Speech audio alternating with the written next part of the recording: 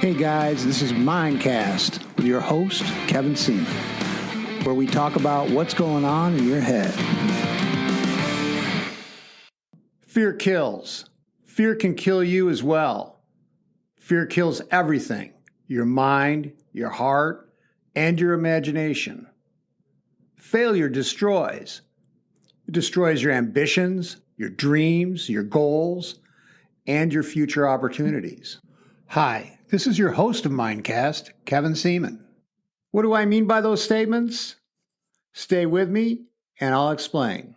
The mere mention of the word failure for some people creates an emotional knot that is tied to a conclusion of pain and anxiety. When we think of our past failures, there can be a powerful association.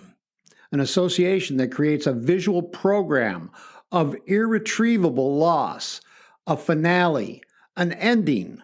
But for me, failure is actually an amazingly useful tool. Failure is not the opposite of success. It's an important part of success. You may have heard of James Dyson. Dyson invented one of the best vacuum cleaners available. But here's something you probably didn't know. Dyson failed 5,126 times before he succeeded at his invention of the bagless vacuum that revolutionized home cleaning forever. But what if he'd given up? Failure is, in my observation, exactly what you perceive it as. And I'm proud to say I've failed miserably many times before rising to success. According to success principles expert Jack Canfield, E plus R equals O, or E, the event, plus R, your responses to that event, equals O, your outcome or results. What that means is for every event, your outcome will be determined by your response. As one of my best coaches once told me, Kevin, if you don't like the answer, maybe you need to ask a better question. I know this may seem incredibly simplistic, but if you didn't get the outcome you expected, then it is very likely due to your response to the event or question that took place. Actually, the best way to avoid failure is by trying nothing and doing nothing. I think if you make your way through life without experiencing any real failure on a regular basis, you are, in essence, a true failure. If you haven't strived for improvement, you stay safely in a harbor of mediocrity and never push beyond your comfort zone or risk the extraordinary. This concept is what has driven me to train relentlessly in multiple combative arts for the past 45 plus years. Fight full contact in Southeast Asia, drove me to train and coach professional fighters, ski big mountains, and take up kite surfing at the age 50, when most of my peers are content to confine their adventures to the golf course or watching sports on TV. I'm not telling you this to try to impress you. I'm telling you this to try to motivate you. Most people's perception of fear and any potential danger inhibits them from stepping outside of their comfort zone and prevents them from feeling the exhilaration and rush of adventure. Metaphorically, in strength training, it is the ability to push to failure that is the instrumental pivotal point of our success towards greater strength. If we only train with the weight that is manageable for us to succeed with, we will always remain at the same level of strength and proficiency. It is that push outside the comfort zone that enables us to grow as a person. In order for us to succeed in the first place, we must possess, in most cases, a certain level of ability to accomplish what we set out to do. However, most people don't fail because they lack the skills or aptitude to reach their objective. They fail because they simply don't believe they can succeed. Their limiting beliefs determine their outcome. So here's a mind blower. Guess how many times the average person attempts a goal they've established before they give up? 0. They don't even try it once. They give up before they try it. That inner voice convinces them that it's too hard and too risky. Here's what I call the irrefutable key. See, it is our belief in ourselves in reference to success and failure that is actually the irrefutable key to our outcome. What you believe with emotion and conviction becomes your reality. Okay, here are a few absolute failures that turned it around. Oprah Winfrey was fired from her first TV show for being unfit for television. Jim Carrey was booed off the stage at his first stand-up gig. Dr. Seuss's book was rejected by publishers 28 times. J.K. Rowling's Harry Potter was rejected by 12 major publishing houses. I love this one. Walt Disney was fired from a job because he didn't have any good ideas. Sylvester Stallone was homeless at one point, living in the New Jersey Port Authority bus station. He was rejected by talent scouts nearly 1,500 times. At one point, he hawked his wife's jewelry and even sold his dog for $25 so he could survive. How about Shawn Carter? You may know him as Jay-Z. Considered as one of the most famous and successful rappers of all times, but his early life was dominated by a string of failures and an unstable family life that later led him to a career of dealing drugs. He turned it around to become an entrepreneur who sold over 100 million records.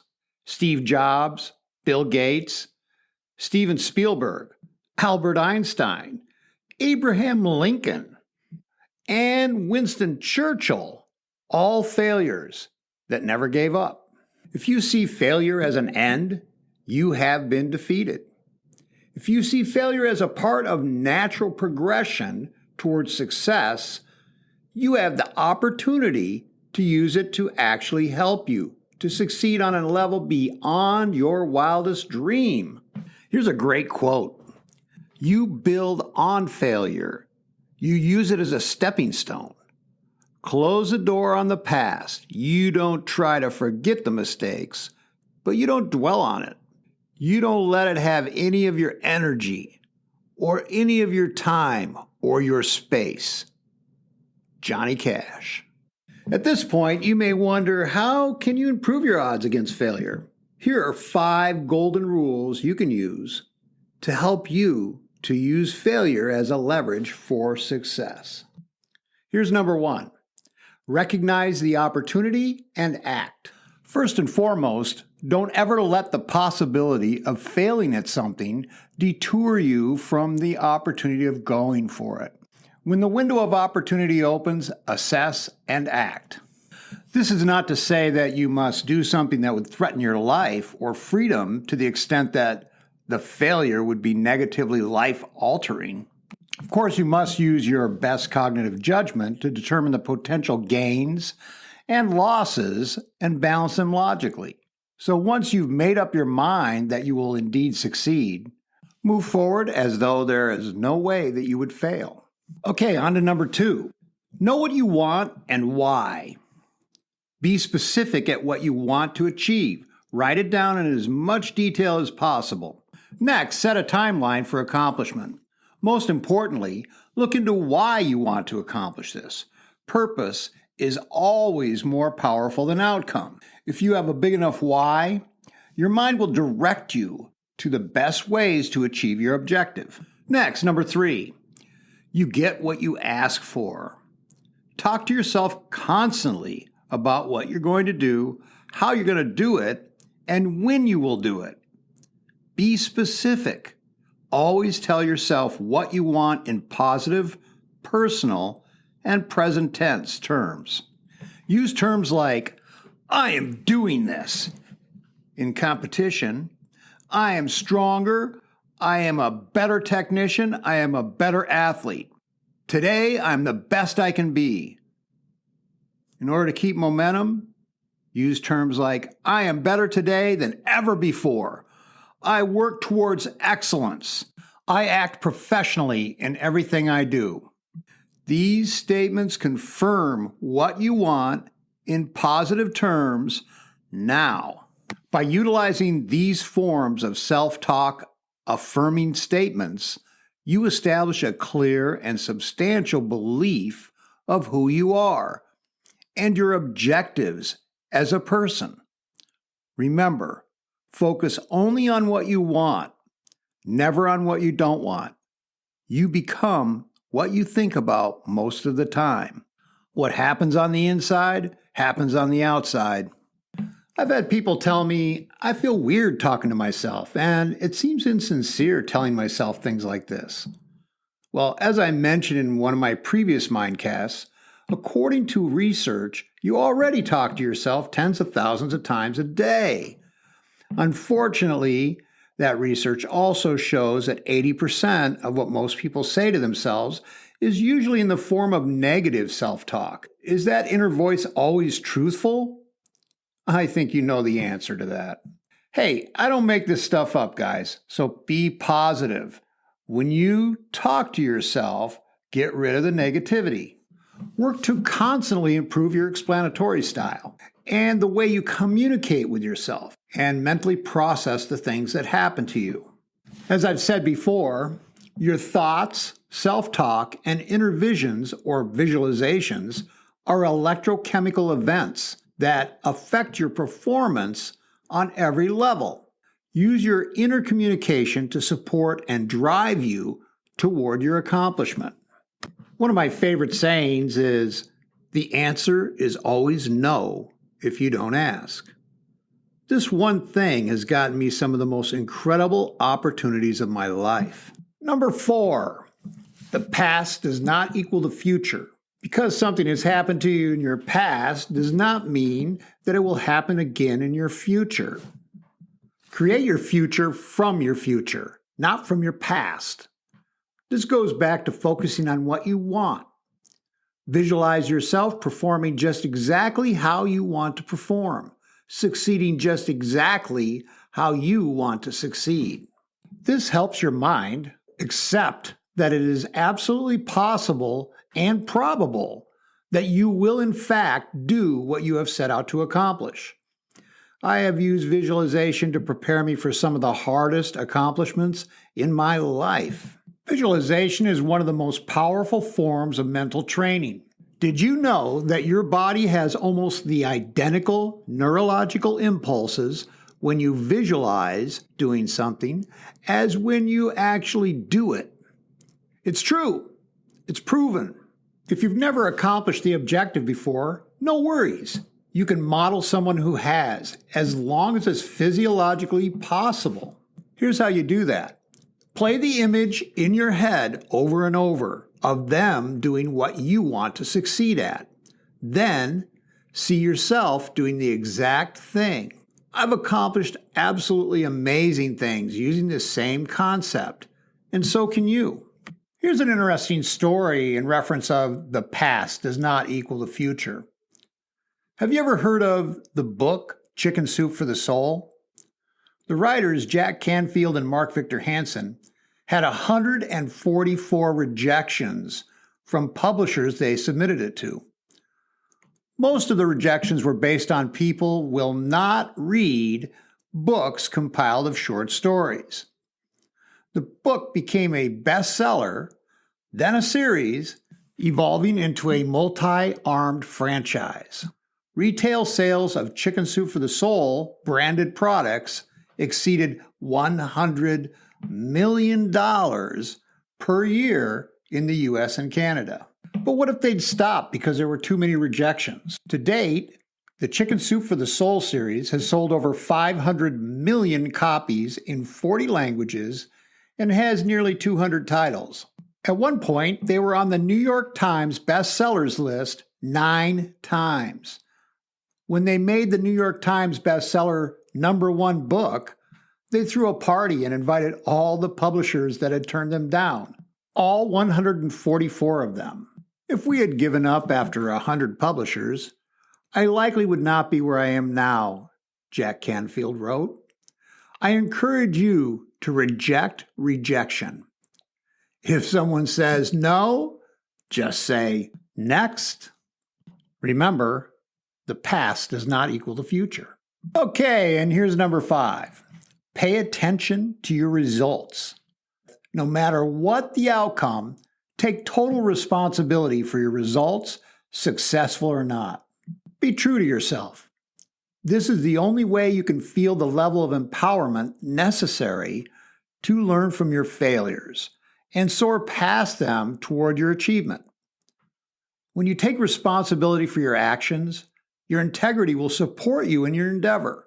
Don't make excuses for your action and performance. And be truthful in your assessment.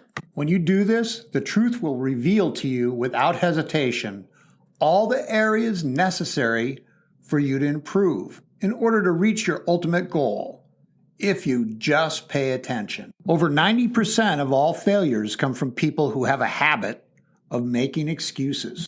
Everything that is now easy for you was once difficult and challenging. Failure is rarely fatal, but failure to change can be. Here's something valuable to consider. One of the world's leading record holders for goals in hockey was once quoted as saying, "You miss every shot you don't take." Yet few people realize that Wayne Gretzky missed over 90% of his shots. Whatever it is you want to accomplish, the most important step is action. Many times, people fail to take action because they're afraid to fail. I have also failed at some things many more times than I've succeeded. And I view failure as a very important part of the learning process and the progression to excellence. Make one of your core beliefs to use failure as a gauge to assess the degree of difficulty and to help render the time and the skill necessary for your success. And you will see a remarkable difference in your success ratio. I have realized and accepted that patience and persistence have assisted me in my accomplishments more often than skill and aptitude. I tell people I have one superpower: persistence. Look at failure as a lesson that will continue to show itself throughout your life until you learn it. Once you adjust and reframe your perception of failure from one of finality to the progression and natural process towards ultimate success that it is, you will embrace failure and not fear it. Thank you. I want to thank all my listeners out there, and it is my hope that you have learned something useful from the strategies I presented in Mindcast. Feel free to contact me. Just say hello or ask me a question. You can contact me at kevin@thewinningmindset.com. I'm also available for coaching for you or your group, and check out some of my books. They're available on Amazon. Until next time, this is Kevin Seaman, and this is Mindcast.